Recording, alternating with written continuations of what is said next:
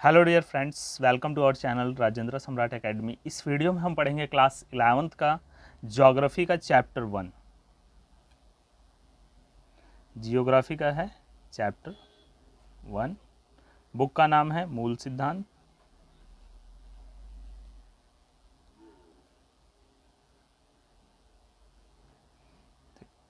इस बुक का हम चैप्टर पढ़ेंगे, पहला चैप्टर, जिस चैप्टर का नाम है भूगोल एक विषय के रूप में। Geography is an subject.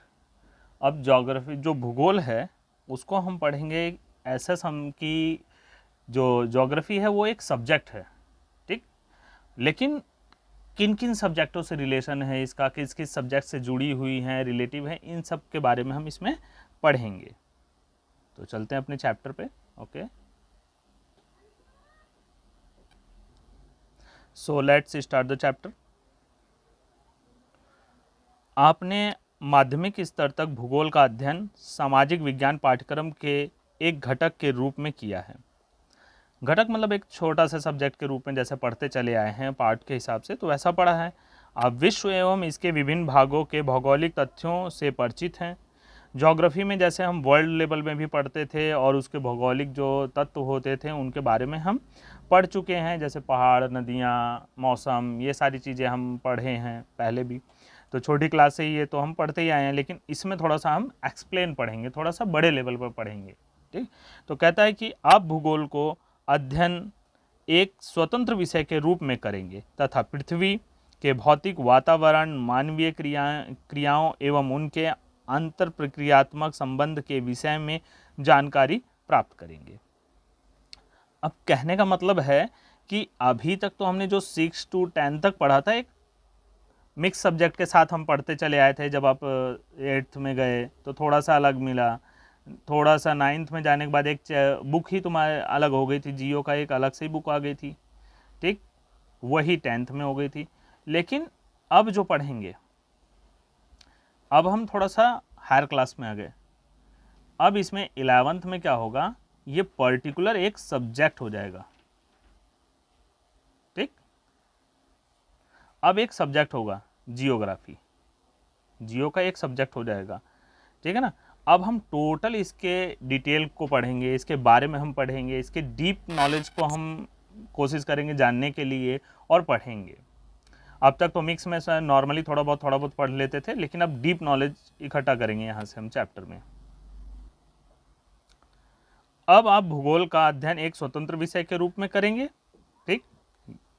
जैसा कि यहाँ आप एक प्रासंगिक प्रश्न पूछ सकते हैं कि हमें भूगोल क्यों पढ़ना चाहिए।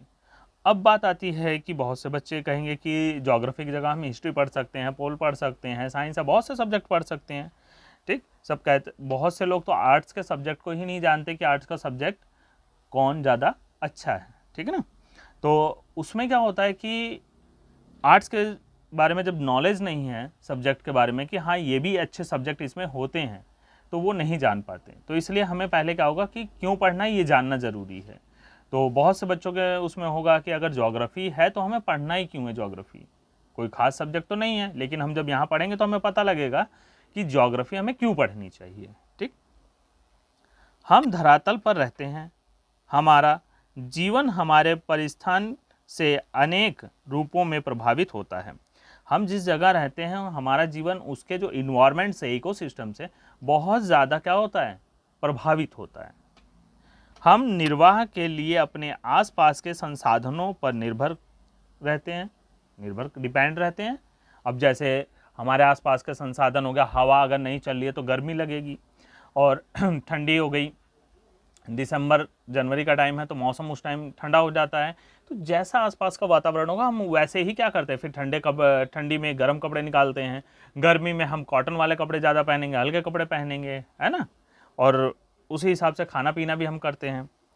आदिम समाज अपने भरण पोषण के लिए प्राकृतिक निर्वाह संसाधनों जैसे पशुओं, खाद्य पौधों पर आश्रित था। पहले के ज़माने में जो आदिवासी और पुराने लोग थे वो अपने भरण पोषण के लिए प्राकृतिक पर डिपेंड रहते थे, नेचर पे। जैसे पेड़ पौधों से भोजन ले लेना, शिकार कर लेना, उनकी खाल वगैरह का वो वस्त्र बना के पहनना, उस टाइम में ऐसा चलता था। समय बीतने के साथ हमने तकनीकों का विकास किया, प्राकृतिक संसाधनों यथा भूमि, मृदा, जल का उपयोग करते हुए अपना आहार उत्पादन प्रारंभ किया। हमने किस किस चीज़ का उपयोग कर लिया? पहला, संसाधनों को, प्राकृतिक संसाधनों का उपयोग किया, फिर भूमि, जमीन का उपयोग किया, मृदा, जल का उपयोग किया, और इन सब को प्रयोग करके अपने आहार, अपने भोजन की व्यवस्था हमने की है। ठीक, हमने अपने भोजन की आदतों एवं वस्त्रों को मौसमी दशाओं के अनुरूप समायोजित किया है। जैसा बताया हमने भी, जैसा गर्मी का मौसम होता है, बरसात का मौसम होता है, उसी हिसाब से हम क्या करते हैं, अपने वस्त्र, अपना भोजन, अपना रूटीन डेली का जो होता है वो सब चेंज कर लेते हैं। मौसम के हिसाब से हम परिवर्तन करते हैं। ध्यातव्य है कि प्राकृतिक संसाधन आधार तकनीकी विकास भौतिक वातावरण के साथ अनुकूल एवं उसका परिष्करण सामाजिक संगठन तथा सांस्कृतिक विकास में भिन्नता पाई जाती है। तो इसमें कह रहा है जो भौतिक वातावरण के साथ साथ अनुकूलन एवं उसके परिष्करण सामाजिक संगठन और सांस्कृतिक विकास में भी भिन्नता पाई जाती है। जिस जगह जैसा वातावरण होगा वहाँ के लोग उसी हिसाब से डिपेंडेंसी होगी उनकी, और उसी के अकॉर्डिंग वो अपना जीवन यापन करते होंगे। भूगोल के एक छात्र के रूप में आपको धरातल पर विभिन्नता वाले सभी सत्यों के विषय में जानने के लिए उत्सुक होना चाहिए। अगर आप ज्योग्राफी पढ़ते हो, आपका अगर सब्जेक्ट ज्योग्राफी आपने ले रखा है, तो आपके अंदर क्यूरियोसिटी होनी चाहिए, किसी चीज़ को उत्सुकता होनी चाहिए जानने के लिए। ठीक है ना? जैसे कि ये क्या है, अगर ऐसी चीज़ें हैं तो क्यों है, ऐसा कैसे हुआ? अगर हिमालय यहाँ खड़ा है तो इसके पहले जो सागर था तो वो कहाँ चला गया? वो हिमालय आया ही क्यों, कैसे आया, किन कारणों से आया, ये सब जानना जरूरी है। आप विविध प्रकार की भूमि एवं लोगों से परिचित हैं कि फिर भी समय के साथ होने वाले परिवर्तनों को समझने में रुचि रखते हैं। सबसे हम परिचित हैं, लेकिन जो धीरे धीरे जो परिवर्तन हो रहा है, जैसे अब हम कह सकते हैं कि हमारा क्लाइमेट चेंज हो रहा है। लॉकडाउन के बाद से हमारा क्लाइमेट चेंज होता जा रहा है, ठंडी गर्मी में भी डिफरेंस आ रहा है, या तो टेम्परेचर बढ़ जा रहा है, या तो काफ़ी, लॉकडाउन में देखा था आप लोगों ने कि काफ़ी मौसम ठंडा था, बारिश काफ़ी समय तक होती रही है ना, क्योंकि पॉल्यूशन कम, लेवल कम होने लगा था। उसके बाद धीरे धीरे गर्मी बढ़ने लगी है। आजकल देख रहे हो तो टेम्परेचर लगभग 48 तक चला जा रहा है, आगे भी बढ़ सकता है। ठीक है, अब ये तो टाइम है आपका जो जून है, ये महीना अगर जितना टेम्परेचर बढ़ना होगा बढ़ेगा, लास्ट में आके बारिश का मौसम जब मानसून आ जाएगा तो टेम्परेचर डाउन हो जाएगा, नहीं तो 48 से 50 प्लस कर ही सकता है इस बीच में। लेकिन हमें जानना कि क्यों, आखिर ऐसा क्यों हो रहा है, जो परिवर्तन आ रहे हैं, जो बदलाव हो रहे हैं, वो क्यों हो रहे हैं, ये भी जानना हमारे लिए जरूरी है। भूगोल आपको विविधता समझने तथा समय एवं स्थान के संदर्भ में ऐसी विभिन्न भिन्नताओं को उत्पन्न करने वाले कारकों की खोज करने की क्षमता प्रदान करता है। इससे कारक मतलब कारण, कि किन वजह से ऐसा है, किन कारणों से ऐसा है, उसके बारे में ये खोज करता है। आपने मानचित्र में परिवर्तित गोलक जो है वो ग्लोब है, जो पृथ्वी का मॉडल होता है, ठीक, को समझने तथा धरातल के दृश्य ज्ञान की कुशलता विकसित होती है। अगर हम धरातल, जो जमीन है, पृथ्वी है, उसके बारे में अगर हम ग्लोब को देखते हैं तो उससे हमें जानकारी मिलती है कि ऐसे ही हमारी पृथ्वी है, ज्ञान अच्छे से मिल जाता है, नॉलेज मिलता है। आधुनिक वैज्ञानिक तकनीक यथा भौगोलिक सूचना यंत्र GIS सिस्टम जो है, और संगणक मानचित्र कला, कंप्यूटर कार्टोग्राफी के रूप में प्राप्त ज्ञान एवं कुशलता आपको राष्ट्रीय स्तर विकास में योगदान करने की योग्यता में से लेस करती है, मतलब योग्य बनाती है। ठीक, ये सारा जो चीज़ें हैं, जो टेक्नोलॉजी है, जो सहयोग करने की, इनसे हमें थोड़ा अधिक जानकारी मिल पाती है इनसे। ठीक है ना, जैसे अब जैसे ये GIS है, जियोग्राफिकल इंफॉर्मेशन सिस्टम हो गया, कंप्यूटर कार्टोग्राफी हो गया, संगणक मतलब मानचित्र की कला, उसके बारे में जानना मानचित्र को, ठीक है, के रूप में प्राप्त ज्ञान, जो इनसे हमें जो ज्ञान प्राप्त हुआ, जिन डिटेल कुशलता आपको राष्ट्रीय स्तर के विकास में योगदान देती है। अब नॉलेज जो होगा वो एक लेवल अच्छा मिलने लगता है। इतना जानने के बाद अब क्या होता है, आपका अगला प्रश्न कौन सा? अगला प्रश्न पूछना चाहोगे कि भूगोल क्या है। अब इतना जाने आखिर है क्या भूगोल। ठीक, आप जानते हैं कि पृथ्वी हमारा आवास है, मीन्स घर है, हम पृथ्वी पे ही रहते हैं। यह पृथ्वी पर रहने वाले अन्य छोटे बड़े प्राणियों का भी आवास है। कीड़े मकोड़े से लेके जीव जंतु, हाथी घोड़ा डायनासोर जब सब थे तो सबका ही घर था ये उस टाइम। पृथ्वी की सतह एक रूप नहीं है। जो पृथ्वी की जो लेयर है, ज़मीन है ना, वो कभी ऊपर खाबड़ है, कहीं कुछ है, कहीं दबी है, कहीं पानी है, कहीं कैसे खाई है, तो अलग अलग तरह से है। प्लेन है, कहीं दलदल है, अलग अलग हिसाब से है। इसके भौतिक स्वरूप में भिन्नता है होती है। यहाँ पर्वत, पहाड़ियाँ, घाटियाँ, मैदान, पठार, समुद्र, झील, रेगिस्तान, वन एवं उजाड़ क्षेत्र मतलब बंजर क्षेत्र हैं। इन तरह की क्या इसमें पाई जाती हैं भिन्नताएं। यहाँ सामाजिक एवं सांस्कृतिक तत्वों में भी भिन्नता होती है। कह रहे हैं कि जहाँ जहाँ ये डिफरेंस है वहाँ वहाँ का क्या सामाजिक जो वहाँ का कल्चर है वो भी अलग अलग है। जो सांस्कृतिक विकास की पूर्ण अवधि में मानव द्वारा सृजित ग्राम, नगरों, पहाड़ों, रेलों, पत्तनों, बाजारों एवं मानव जनित अन्य कई तत्वों के रूप में विद्यमान है। प्राकृतिक तौर से भी हैं और मनुष्य के द्वारा बनाई गई भी है, उसमें भी डिफरेंस है। अब एक चीज़ सोचो, जो दिल्ली में रह रहा होगा उसका घर कैसा होता है? क्या जो पहाड़ों में रह रहे हैं उनका घर भी वैसा होगा? नहीं होगा। अगर हम थोड़ी देर अगर सपोज करते हैं दिल्ली में जो लोग रहते हैं उनकी छतें ऐसे घर हो गया और उसके ऊपर एक फ्लोर और बना लिया, फिर ऐसे टंकी भंगी रख ली, इस तरीके से इनके घर होते हैं, ठीक है ना।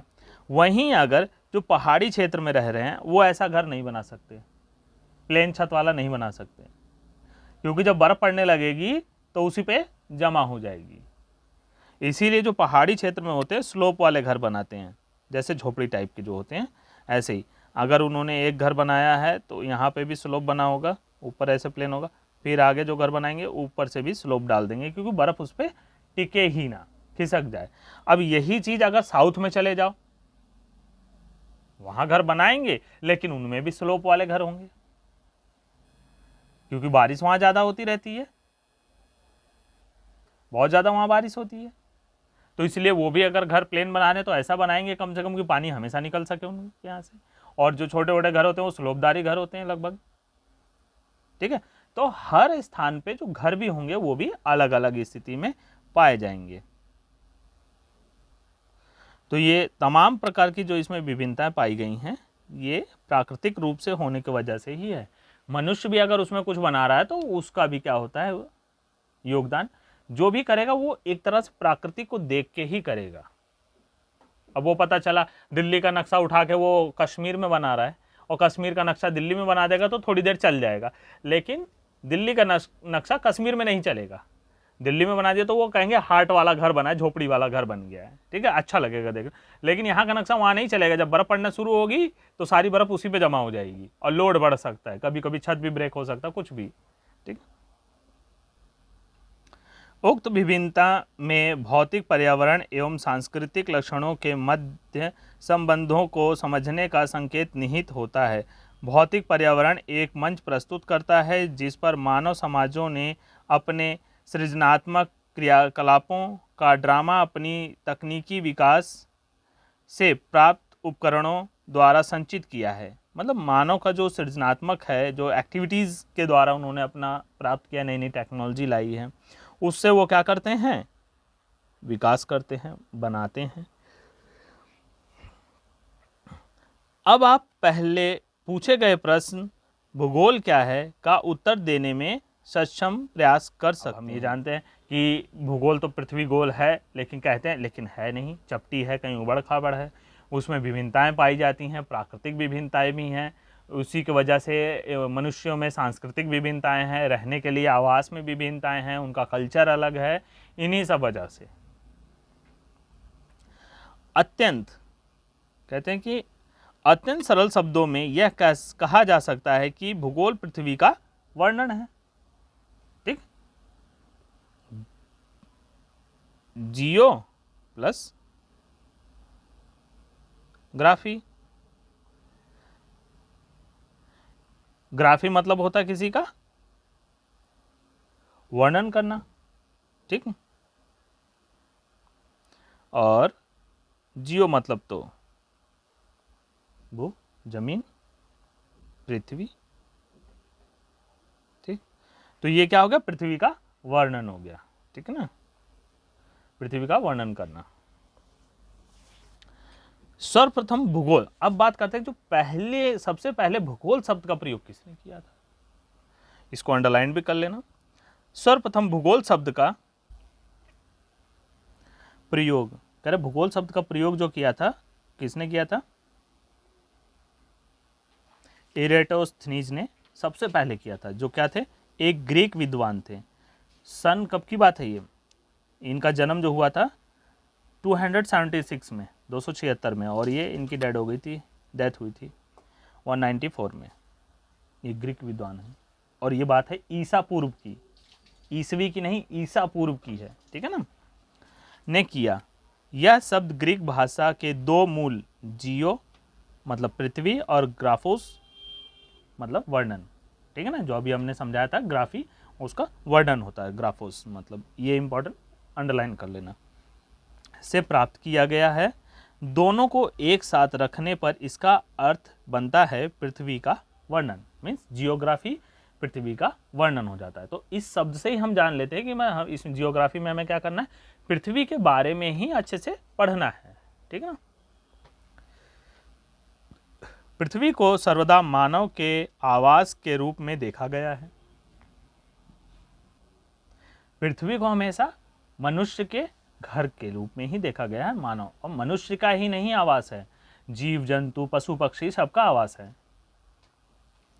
और इस दृष्टि से विद्वान भूगोल को मानव के निवास के रूप में पृथ्वी का वर्णन परिभाषित करते हैं। जो साइंटिस्ट लोग हैं, जो विद्वान लोग हैं, इस अनुसार वो क्या करते हैं, इसको क्या कहते हैं, मानव का आवास, और उस रूप में इसका वर्णन करते हैं। आप इस तथ्य से तो परिचित हैं कि यथार्थता बहुआयामी होती है।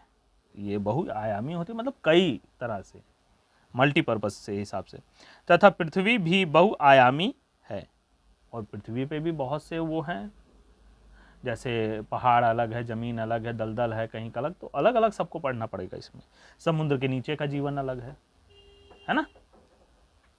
इसीलिए अनेक प्राकृतिक विज्ञान जैसे भौमिकी, मृदा विज्ञान, समुद्र विज्ञान, वनस्पति शास्त्र, जीव विज्ञान, मौसम विज्ञान तथा अन्य सह विज्ञान, सामाजिक विज्ञान के अनेक सहयोगी विषय, जैसे अब इतना तो हो गया, लेकिन उसके साथ जो सामाजिक विज्ञान में आता है उसके सहयोगी सब्जेक्ट, अर्थशास्त्र, इतिहास, समाजशास्त्र, राजनैतिक विज्ञान, नृविज्ञान इत्यादि धरातल की वास्तविकता के विभिन्न पक्षों का अध्ययन करते हैं। इनसे हमें ज़मीन के अलग अलग पक्षों में, अलग अलग हिस्से के बारे में जानकारी मिल जाती है। भूगोल अन्य विज्ञानों से विषय वस्तु तथा विधि तंत्र से में भिन्न है, परंतु साथ ही अन्य विषयों से इसका निकट संबंध है। यार अलग तो है लेकिन क्लोजली जुड़ा हुआ है सबसे। किस प्रकार देखते हैं, भूगोल सभी प्राकृतिक एवं सामाजिक विषयों से सूचना धार प्राप्त कर उनका संश्लेषण करता है, मतलब एनालाइज करता है, उनको एक्सप्लेन करता है। ये क्या करता है, सभी चीज़ों से इंफॉर्मेशन डाटा लेता है, इंफॉर्मेशन वाला डाटा, और उसको एक्सप्लेन करता है जानकारी लेके। हमें पृथ्वी पर भौतिक तथा सांस्कृतिक वातावरण में भिन्नता दिखाई पड़ती है। अनेक तत्वों में समानता तथा कई में असमानता पाई जाती है। बहुत से तत्वों में समानता और कई में असमानता पाई जाती है। अतएव भूगोल को क्षेत्रीय विभिन्नता का अध्ययन मानना तार्किक लगता है, मतलब तर्कपूर्ण लगता है अध्ययन, हर क्षेत्र का तर्क वो अध्ययन करना, क्योंकि क्षेत्र भी अलग अलग है ना, भिन्नताएं पाई जाती हैं हर क्षेत्र में। इस प्रकार भूगोल को उन सभी तथ्यों का अध्ययन करना होता है जो क्षेत्रीय संदर्भ में भिन्न होते हैं। उनके क्षेत्र के हिसाब से, जैसे कहीं पहाड़ ज़मीन और पठार वगैरह रेगिस्तान एरिया, तो उन सब क्षेत्रों को वो अध्ययन करके ही बता पाते हैं। भूगोलवेत्ता मात्र धरातल पर तथ्यों में भिन्नता का अध्ययन नहीं करते हैं, अपितु उन कारकों का भी अध्ययन करते हैं जो इन विभिन्नताओं के कारण होते हैं। जिनके कारण से ये विभिन्नताएं हैं, उन कारण को भी जानने की कोशिश करते हैं। उदाहरण, फसल का स्वरूप एक प्रदेश से दूसरे प्रदेश में भिन्न होता है, किंतु यह भिन्नता एक तथ्य के रूप में मिट्टी, जलवायु, बाजार में मांग, किसानों की व्यय क्षमता, तकनीकी निवेश की उपलब्धता आदि से भिन्नता से संबंधित होती है। अब कह रहे हैं कोई फसल अगर एक जगह है दूसरी जगह नहीं है, तो वहाँ का क्या होगा, वहाँ का जो वातावरण होगा, वहाँ का क्लाइमेट, उसके वजह से ऐसा अंतर आता है।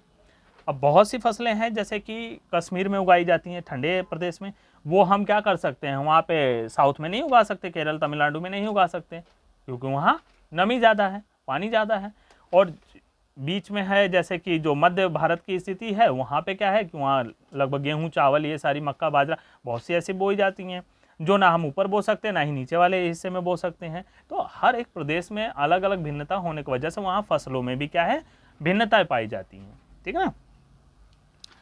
इस प्रकार भूगोल की दिलचस्पी किन्हीं दो तथ्यों या एक से अधिक तत्वों के मध्य कार्य कारण संबंध को ज्ञात करना है। अब कह रहे हैं कि दो तत्वों के बीच में क्या रिलेशन है, उसको जानना जरूरी है। उसको जानते किसमें, भूगोल में जानते हैं और समझते हैं। एक भूगोलवेत्ता तथ्यों की व्याख्या कार्य कारण संबंधों के ढांचे में ही करता है, उनके रिलेशन को जानने की कोशिश करता है, क्योंकि यह केवल व्याख्या में ही सहायक नहीं होते, अपितु तथ्य के पूर्व अनुमान एवं भविष्य के परिप्रेक्ष्य में देखने की क्षमता भी रखते हैं। तो परिप्रेक्ष्य में देखने की, भविष्य में देखने की क्षमता भी रखता है।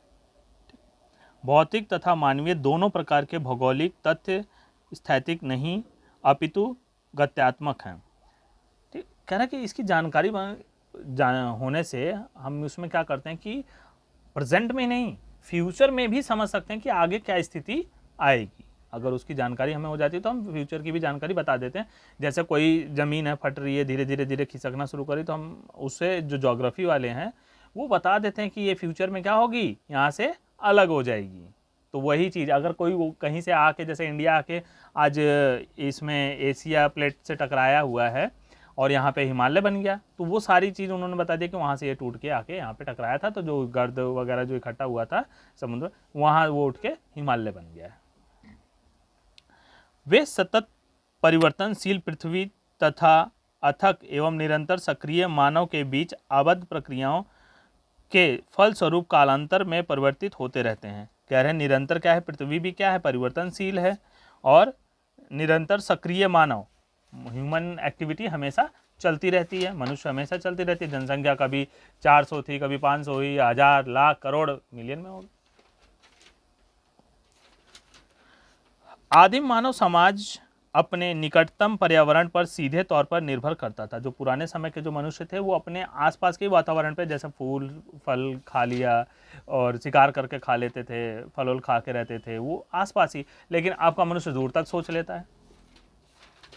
अब ऐसा नहीं है। भूगोल इस प्रकार प्राकृतिक तथा मानव के समग्र इकाई के रूप में अंतर प्रक्रिया के अध्ययन से संबंधित है। भूगोल क्या, समस्त पूरी जानकारी ये रखता है। ठीक है ना, इससे पूरी जानकारी इन्हें प्राप्त हो जाती है। उस टाइम में भूगोल था ही नहीं, तो क्या जानकारी मिलती। मानव प्रकृति का एक अंगभूत भाग है तथा वह प्राकृतिक पर अपनी छाप छोड़ता है। मनुष्य क्या करता है, पेड़ पौधे काट दिया, एक छाप छोड़ दिया, खेती बना ली जंगल काट काट के, तो एक तरफ नुकसान कर रहा है, अपने फायदे के लिए पूरा नुकसान कर देता है, तो एक छाप वो जरूर छोड़ता है प्रकृति पे। प्राकृतिक मानव जीवन के विभिन्न पक्षों को प्रभावित करती है। इसकी छाप उसके वस्त्र, आवास, व्यवसाय आदि पर देखी जा सकती है।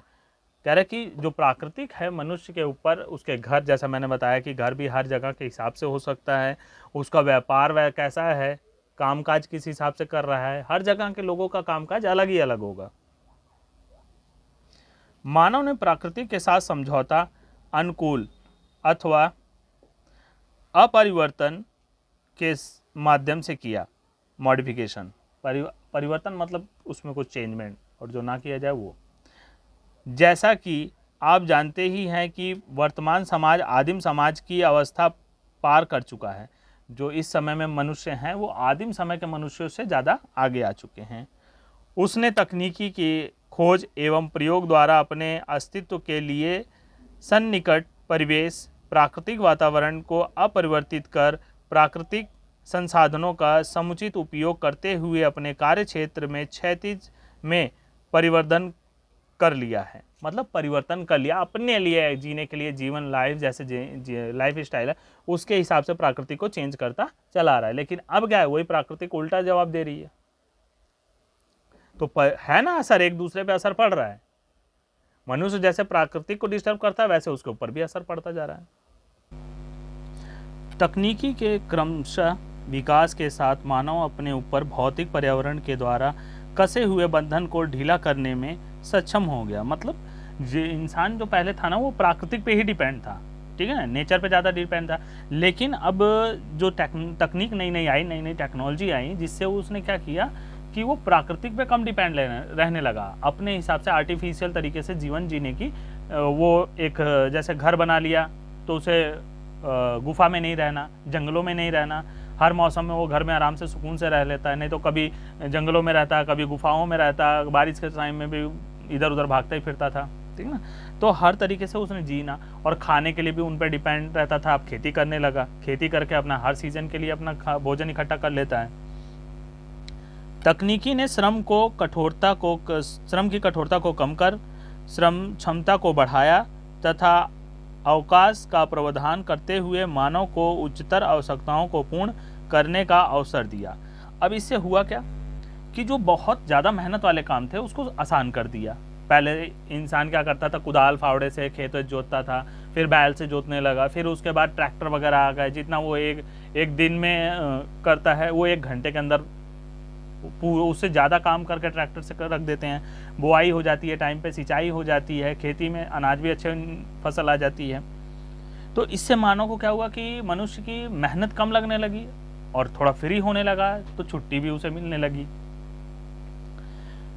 उससे उत्पादन के पैमाने एवं श्रम की गतिशीलता में वृद्धि हुई। अब कम मेहनत में ज़्यादा पैदावार करने लग गए। भौतिक पर्यावरण एवं मानव के अन्योन्य क्रिया को एक कवि द्वारा संक्षेप में मानव एवं ईश्वर के बीच निम्न वार्तालाप के माध्यम से व्यक्त किया गया है। अब यहाँ कह रहा है कि भौतिक वातावरण को, पर्यावरण को, अब मनुष्य की जो क्रियाएं हैं उसको कह रहा है कवि अपने शब्दों में बयां करता है। बयां करता है तो कहता क्या है, आपने मिट्टी का सृजन किया, मैंने कप का निर्माण किया। मनुष्य प्राकृतिक ने कहता है, भगवान को कहता है, प्राकृतिक को कहता है कि आपने मिट्टी का निर्माण किया, मैंने मिट्टी से कप बना दिया। आपने रात्रि का सृजन किया, मैंने दीपक बना दिया। अब मनुष्य ने जैसे प्राकृतिक के हिसाब से रात थी, अब दिन ढल जाता था तो मनुष्य कोई काम ही नहीं कर पाता, अंधेरा हो जाता था। लेकिन उसने क्या किया, दिए का निर्माण कर दिया, दीपक का निर्माण। आज लाइट बन गई है तो हम रात में भी अच्छे से जीवन जी सकते हैं। आपने बंजर भूमि, पहाड़ी भूभाग एवं मरुस्थल का सृजन किया, मैंने फूलों की क्यारी तथा बाग बगीचे बनाए। प्राकृतिक संसाधनों का प्रयोग करते हुए मानव अपने सृजनात्मक योगदान का दावा करता है। उसने उस पर क्या किया, खेती करना शुरू कर दी, फूल बगीचे बना दिए, पेड़ लगाना शुरू कर दिया, एक तरीके से लगाया जिससे बहुत ज़्यादा मतलब अच्छे जीवन जी सके वो। तकनीकी की सहायता से मानव आवश्यकताओं की अवस्था से स्वतंत्रता की ओर अग्रसर हुआ। अब आवश्यकता जो थी उसकी तकनीकी से बहुत ज़्यादा, आज जैसे बटन दबाओ है ना, पहले क्या होता था, हाथ का पंखा होता था, गर्मी लग रही है तो वो हाथ वाला पंखा घुमाते रहो घुमाते रहो घुमाते रहो, लाइट है फिर पंखा लगा दिया तो उसको बटन ऑन करनी पड़ती थी जाके, है ना, प्लग लगाया बटन। आज रिमोट लिया, एसी ऑन कर दिया, कूलिंग, पानी भरने की भी ज़रूरत नहीं है अब, नहीं तो कूलर में सुबह शाम पानी भरो, एसी चला दिया, आराम से रिमोट ऑन किया, एसी चल गई और सुकून से सो। ठंडी गर्मी बरसात एक ही टेम्परेचर पे, है ना, मनुष्य की टेक्नोलॉजी बढ़ने की वजह से। उसने सर्वत्र अपनी छाप छोड़ी और प्राकृतिक के सहयोग से नई नई चीजें बनाई। संभावनाओं का सृजन किया, नई नई मतलब उम्मीद, पॉसिबिलिटीज। ठीक, मनुष्य ने कहा कि कुछ भी इम्पॉसिबल नहीं है, कोशिश करो तो सब हो जाता है। इस प्रकार हमें मानवकृत प्राकृतिक एवं प्राकृतिक प्रभावित मानव के दर्शन होते रह गए। ठीक ना, ऐसे ही क्या है कि हम प्राकृतिक से प्रभावित मानव और प्राकृतिक निर्मित मानव दोनों के प्रभाव है। एक आदिवासी देख लो जो जंगलों में रहता है, प्राकृतिक के डिपेंड, और जो एक शहरों में देख लो ये मनुष्य की उस पे है, टेक्नोलॉजी है, जो कृत्रिम दुनिया है उस पे जी रहा है। भूगोल की इसी अंतरक्रियात्मक संबंध का अध्ययन करता है। भूगोल इन्हीं चीजों का क्या करता है, इंटररिलेशन का एक्सप्लेनेशन करता है, स्टडी करता है, उसके बारे में बताता है। परिवहन एवं संचार के संसाधन के जल तथा पदानुक्रमिक केंद्रों के माध्यम से क्षेत्र समकालित और संगठित होते गए। ठीक है, परिवहन मतलब यातायात के जो संसाधन थे जल से और भी सबसे, उनको एक आपस में एक समाकलित करता गया, मतलब तुलना करते रहे और उसको और अच्छा बनाने की, संगठित करने की कोशिश किया इन्होंने। एक सामाजिक विज्ञान के रूप में भूगोल इसी क्षेत्रीय समाकलन एवं संगठन का अध्ययन करता है। कह रहे कि एक सामाजिक जीवन के विज्ञान के रूप में भूगोल इन सब के बारे में क्या करता है, नॉलेज देता है, उनके बारे में बताता है। ठीक, एक वैज्ञानिक विषय के रूप में भूगोल 3 वर्गीकृत प्रश्न है। कह रहे एक साइंटिस्ट के तौर पे भूगोल में 3 प्रश्न है, 3 प्रश्नों में बांटा गया है।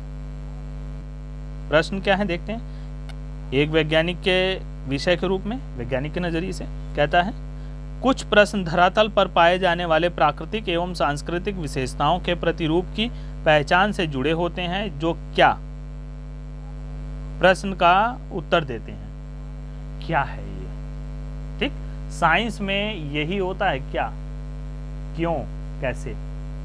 तो जब भूगोल में भी यही तीनों प्रश्न वर्ड आ रहे हैं ना, तो ये भी साइंस का सब्जेक्ट हो गया। अब कहता है कि ये कैसे है, क्या है। दूसरा प्रश्न, कुछ प्रश्न पृथ्वी पर भौतिक सांस्कृतिक तत्वों के वितरण से संबंधित हैं, जो कहाँ प्रश्न से, कहाँ शब्द से प्रश्न से संबंधित है, कि कहाँ है। कहेंगे हम पहाड़, कहाँ है, तो हम वहां जाके देखेंगे, हैं, कहेंगे ये क्या है, ये पहाड़ है। अगर कोई चीज हम जैसे सीनरी बनाते हैं तो पहाड़ बना देते हैं, कहेंगे ये क्या है, क्या हुआ, कहेंगे पहाड़ है, हमने तो देखा ही नहीं, हम तो प्लेन एरिया में रहते हैं, तो कहाँ है, तो जाके देखेंगे पहाड़ों में।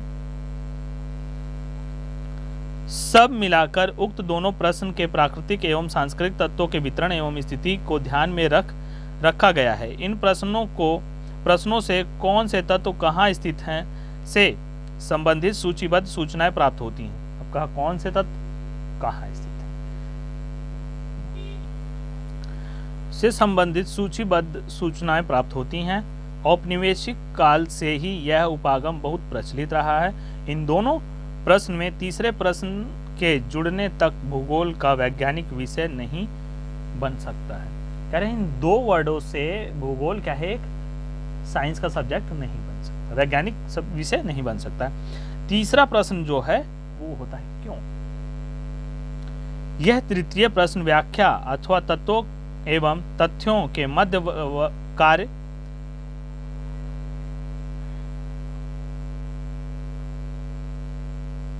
यह तृतीय प्रश्न व्याख्या अथवा तत्वों एवं तथ्यों के मध्य कार्य कारण संबंध से जुड़ा हुआ है। कार्य जो है किन कारणों से क्यों है। भूगोल का यह पक्ष क्यों प्रश्न से जुड़ा है। एक विषय के रूप में भूगोल का क्रोड क्षेत्र से संबंधित होता है तथा स्थानिक विशेषताओं एवं गुणों का विवेचन करता है। यह क्षेत्र में तथ्यों के वितरण, स्थिति एवं केंद्रीकरण के प्रतिरूप का अध्ययन करता है। केंद्रीकरण मतलब जो सबको बांधे रखता है, तथा इन प्रतिरूपों की व्याख्या करते हुए उनका स्पष्टीकरण देता है। यह मानव तथा उसके भौतिक वातावरण के मध्य गत्यात्मक अंतःक्रियाएं से उपजे तथ्यों के बीच सहचर एवं अंतर संबंध का विश्लेषण करता है। इंटर रिलेशन मतलब सबसे जुड़ा रहता है। इन तीनों प्रश्न से क्या होता है, ज्योग्राफी एक साइंस का सब्जेक्ट बन जाती है। ठीक है ना। तो यहाँ तक समझ में आ गया होगा। इसके बाद हम अगली हेडिंग पे चलते हैं।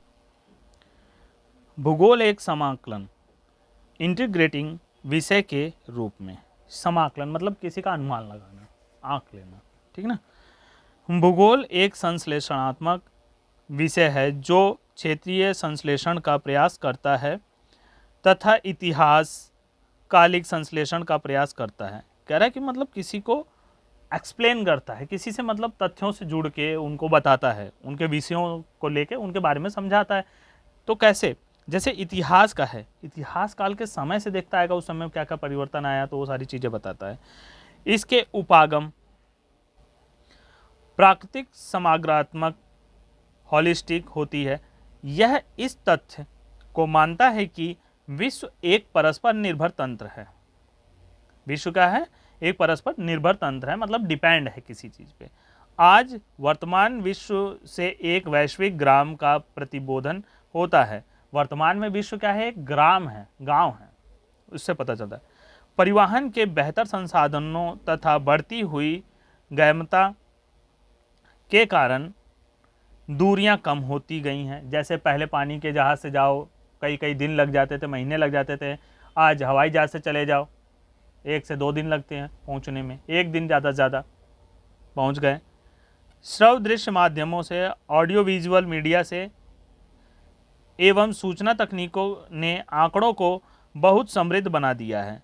पहले क्या होता था, हम चिट्ठी लिख के भेजते थे किसी चीज़ के बारे में, आज वो जवाब देता था। आज फिर उसके बाद के मोबाइल फ़ोन बने, फ़ोन से हम हेलो हाय करके डायरेक्ट मतलब इधर से पूछ के उधर से हालचाल ले लेते थे, सुन के हो जाती थी बात।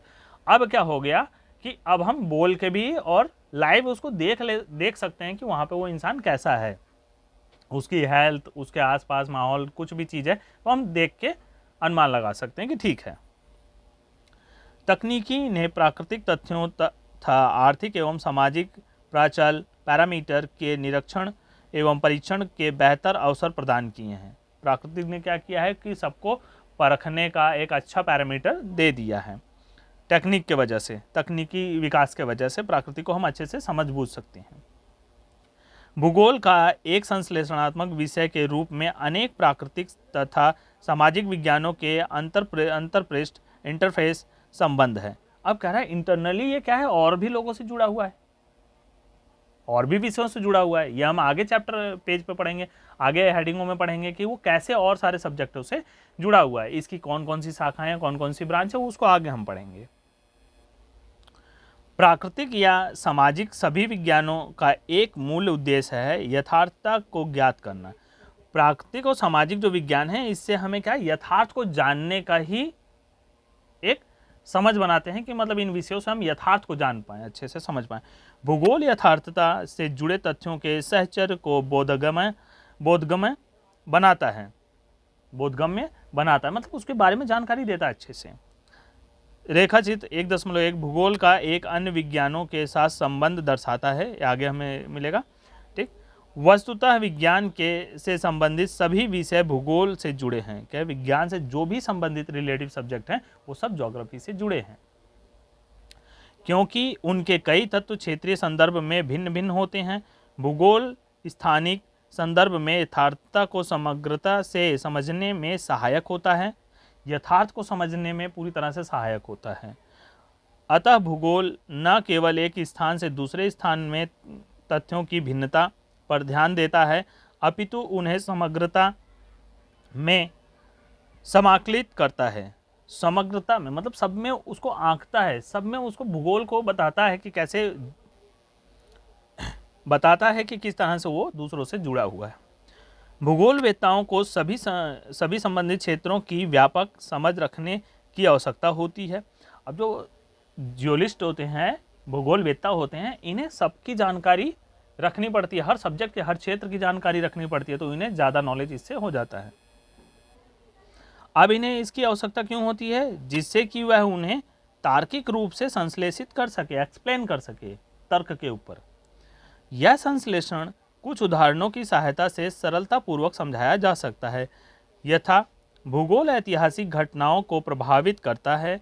स्थानिक दूरी स्वयं विश्व के इतिहास की दिशा को परिवर्तित करने के लिए एक प्रभावशाली कारक है। कह रहे हर जगह दिशा का भी परिवर्तन पाया जाता है। जैसे कहीं समय कुछ है, कहीं कुछ है। कह रहा कि यहाँ पे जो दूरी, स्थान की जो दूरी है उसको भी बता सकता है। स्वयं विश्व के इतिहास की दिशा को परिवर्तित कर सकता है। जो विश्व का इतिहास है इसकी जानकारी जितनी ज़्यादा आएगी उसको अलग दिशा में घुमा देगा। फिर पहले पता चलता था कोई समय ऐसे जोड़ते थे, जब नई नई टेक्नोलॉजी आई तो एक दूसरे रास्ते से पता चल गया। ठीक है ना। समय इस तरीके से भी देख सकते, पहले सब धूप में वो घड़ियाँ होती थी, धूप के सारे देखते थे, सूरज जैसे जाता था। बाद में टेक्नोलॉजी नई नई आई, फिर ग्राफ आए, वो नेविगेशन आया जिससे हम मतलब कहते हैं ना आजकल क्या हम वो मैप डाल लेते हैं, गूगल मैप डाल लेते हैं कहीं जाने के लिए। तो ये सब आई है नई नई टेक्नोलॉजी, तो उस हिसाब से हम जगह जगह जा सकते हैं। आसान हो गया, ऐसे पूछते पूछते जाना पड़ता था। समुद्र में कौन सा है वो हम चलाएंगे, तो वहाँ पे भी दिशा के हिसाब से हम चले जाते हैं किस दिशा में जा रहे हैं। तो अलग अलग रास्ते और आसान हो गया। क्षेत्रीय विस्तार लड़ाई के दौरान विशेषकर पिछली शताब्दी में कई देशों के लिए सुरक्षा साधन बना। कहते हैं जो क्षेत्रीय विस्तार हुआ, अब जैसे कि एक देश है वो दूसरे के, चाइना जैसे कब्जा करती चली आ रही है इंडिया पे, इधर से उधर से पाकिस्तान वाले कब्जा कर रहे, तो ये लड़ाई का विषय बन गया ना। ठीक। परंपरागत युद्ध में बड़े आकार वाले देश ने अधिक साधन छोड़कर समय का लाभ प्राप्त किया। जो अधिक संसाधन है, समय का लाभ उन्होंने उठाया। नए विश्व के देशों के चारों तरफ विस्तृत समुद्र द्वारा प्रदत्त रक्षा कवच उन्होंने उनकी मिट्टी पर युद्ध होने से बचाता रहा है। अब ऐसा देश जहां बड़े बड़े समुद्र हैं वहां से कोई उन पे अटैक करने नहीं आ पाएगा, तो एक तरह से वो क्या हो गया, रक्षा कवच बन गया। उसको समझा उन्होंने। यदि हम विश्व की प्रमुख ऐतिहासिक घटनाओं का विवेचन करें तो उनमें से प्रत्येक की भौगोलिक व्याख्या की जा सकती है।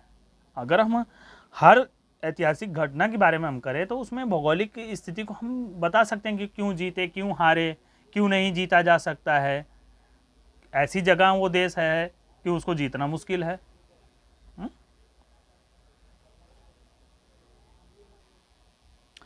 भारत में हिमालय एक महान अवरोधक के रूप में देश की रक्षा करता है। अब जैसे हिमालय है पर्वत, ठीक है ना। अब भारत में एंट्री, अब जैसे ये भारत हो गया, ठीक है ना।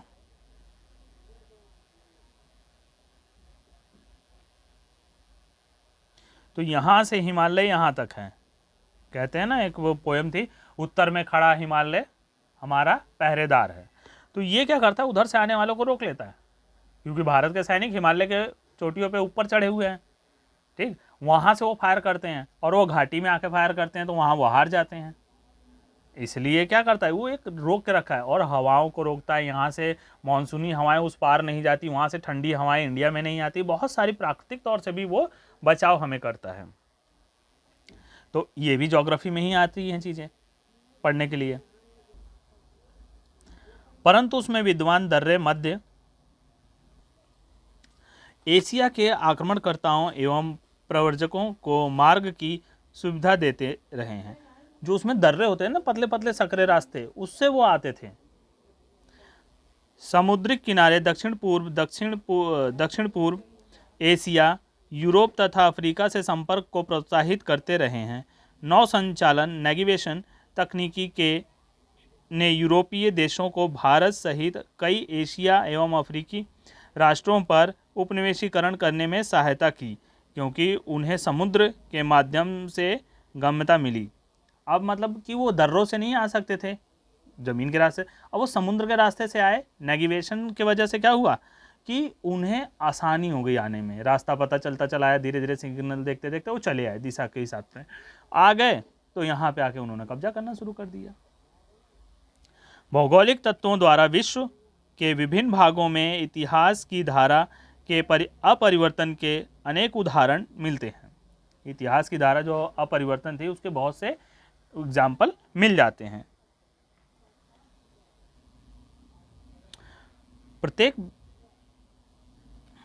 प्रत्येक भौगोलिक तत्व समय के साथ परिवर्तित होता रहा है।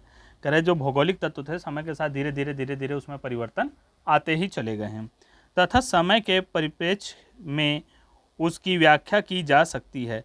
भू आकृति, जलवायु, वनस्पति, आर्थिक क्रियाएं, व्यवसाय एवं सांस्कृतिक विकास ने एक निश्चित ऐतिहासिक पथ का अनुसरण किया है।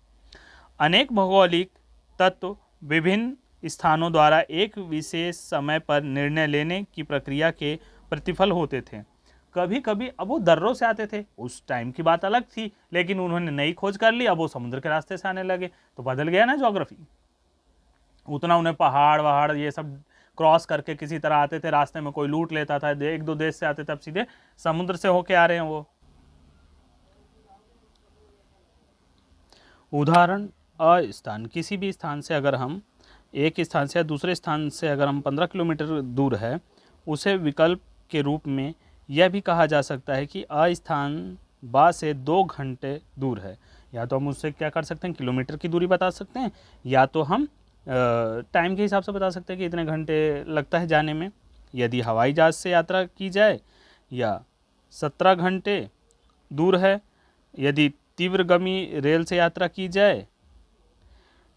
अब कहता है कि अगर हवाई जहाज़ से हम यात्रा करें तो 2 घंटे में पहुंच जाएंगे, अगर हम जमीन मार्ग से जाएंगे तो रेल मार्ग से 17 घंटे टाइम लगेगा। इसी कारण समय भौगोलिक अध्ययन के चतुर्थ आयाम के रूप में एक समाकलन भाग माना जाता है। समय को आंकने के लिए भौगोलिक रूप से भी जरूरी है। कृपया तीन अन्य आयामों का उल्लेख कीजिए। रेखाचित्र 1.1 में विभिन्न प्राकृतिक एवं सामाजिक विज्ञानों से भूगोल का संबंध प्रचुर रूप से चित्रित करता है। ठीक है, तो ये यहीं तक है। आपकी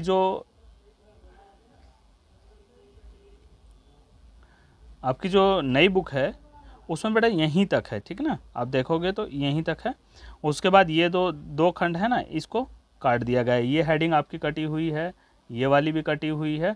इसके बाद हम नेक्स्ट वीडियो में आएंगे तो वो हमारा अगला पार्ट होगा। ये सीधे हम आ जाएंगे, हेडिंग ये वाला आएगा जैसे कि भूगोल के क्षेत्र, और उसके बाद हमारी हेडिंग आ जाएगी भूगोल की शाखाएं। तो नेक्स्ट वीडियो से हम पार्ट 2 में यहाँ से स्टार्ट करेंगे। ओके बाय स्टूडेंट, मिलते हैं फिर नेक्स्ट वीडियो में।